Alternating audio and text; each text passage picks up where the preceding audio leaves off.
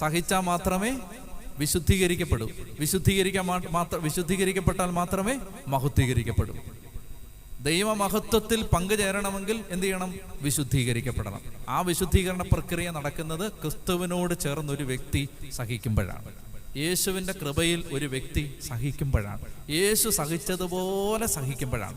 യേശുവിൻ്റെ കണ്ണുകളിലൂടെ സഹനത്തെ സ്വീകരിക്കുമ്പോഴാണ്.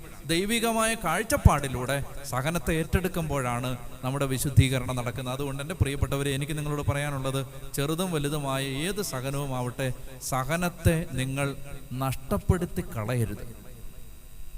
നമ്മുടെ വിശുദ്ധീകരണം, നമ്മുടെ കുടുംബത്തിൻ്റെ വിശുദ്ധീകരണം നടക്കുന്ന ഏറ്റവും പ്രധാനപ്പെട്ടൊരു വഴിയാണ് സഹനം.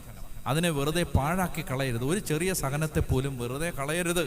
അതിനെല്ലാം കർത്താവിൻ്റെ കണ്ണുകളിലൂടെ കണ്ട് സ്തോത്രം ചെയ്യണം. തകർച്ചകളെ ഓർത്ത് ദൈവത്തെ സ്തുതിക്കണം.